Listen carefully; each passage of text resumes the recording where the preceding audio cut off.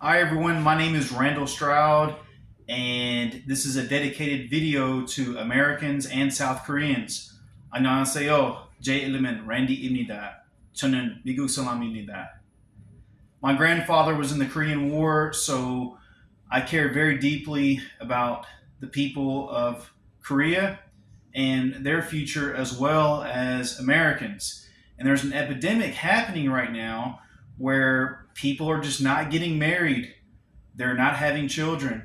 And this is a problem that's going to lead to the destruction of the human race. Our ancestors fought and sacrificed and bled to pass on the torch, and we are stopping it dead in its tracks. And this is thanks largely to the way that the economy has changed, and to feminists like Gloria Steinem, who was a childless single woman who convinced other women to be miserable like her and not have children and to pursue careers and worldly things. And she's old and alone now. And there's even a movement in South Korea right now called the 4B movement, which is telling young women to don't date, don't have children, don't get married. And we have a similar movement that's happening for the men, and it's called the Red Pill movement. And it's telling men to not get married, to just, hook up with women and don't pursue anything serious because marriage is too dangerous. You might get divorced. So men and women have been pitted against each other. And we've told women that being a wife and a mother is not a real career. You're just a mother. You're just a wife. When in reality, these are the most important jobs, more than a doctor or a lawyer. But nurturing and raising a child is literally keeping the human race and moving forward. And what we've done to women nowadays is we've told them, in order to have equality, which men and women cannot be equal by design, but we've told them that you need to compete with men in the workforce and get college degrees. And you also, why aren't you having children and getting married and being a wife? We've essentially asked women to take on two responsibilities, while at the same time expecting men to remain traditional. But it's hard to remain a traditional breadwinner or household income earner when we have more applicants in the workforce due to women working now. More applicants means lower pay, supply, and demand.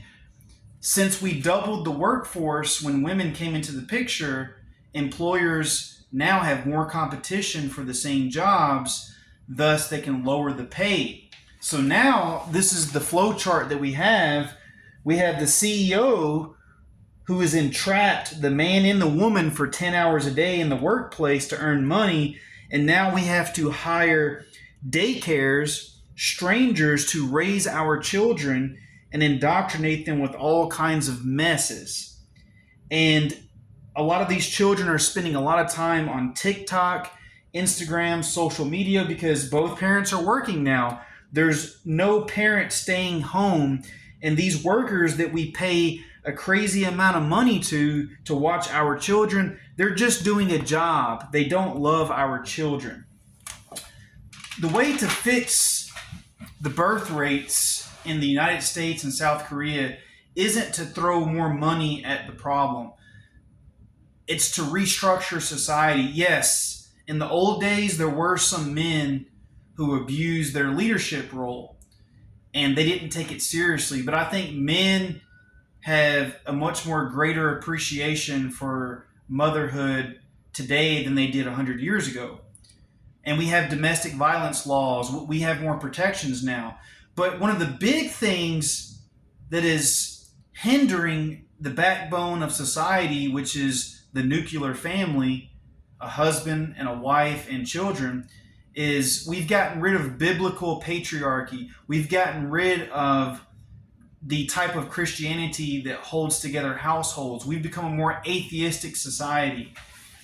This is the way that it should be structured. We should have the instructions of the Bible and God keeping the man moral and accountable. And the man who's being led by God can lead his wife properly, and he will be motivated to work hard, earn more money, provide for her so that she can stay home and take care of the children, nurture them, make sure that they're not getting into trouble, make sure that they're not joining gangs or spending too much time on the internet, keep them focused.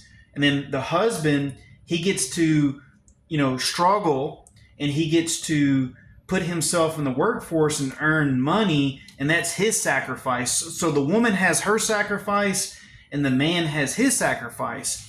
And to keep both partners from cheating and abusing each other, they have the moral guiding principles of the Bible. In Ephesians chapter 5, it says that a man should love his wife as he loves his own body. In Proverbs chapter 31, it says that a good wife, is more rare than a ruby, and she takes care of her home. So this is the way that we have done things for thousands of years, and we need to get back to this. And we need to stop telling women that they need to compete with us in the workforce, because most men don't like to work. They don't like to go to their jobs. They do it out of duty and loyalty to their families. And I think a lot of women are figuring that out, because I'm meeting more and more women who are 30, 35 years old, and they're saying, pursuing a career is not making me happy. We're telling women that they should spend their 20s traveling the world, having all these relationships, pursuing a college degree, chasing money in these careers. But then when these same women are 35 and 40 years old, and they're being told that they can't have children anymore, and these men who do earn good money and are strong and healthy, they're going for younger women because they're more fertile. And a lot of women have been lied to that the way to get a good man is to have the same things that we have: a successful career, to be strong, to basically compete with men, when in reality, men and women are completely different, and we're attracted to completely different things. And instead of competing against each other for the money of a boss, we should be complementing each other and working as a unit in a team, instead of making daycares rich and instead of making governments rich. Because when both people are working in the household, the government gets to tax both people. But the government is now figuring out, if people aren't having children, then there's no one to tax. We talk about protecting endangered species. We are becoming the endangered species. The reason why housing is going up, inflation is taking over, is because we have an overinflated job market. We have an overinflated university market. We have too many people with college degrees. We have too many people pursuing the same jobs. Men and women are in a desperate competition with each other for money and status, instead of building family. Because what's the point of having all this money if you don't have a family and a legacy and the next generation to pass it on to?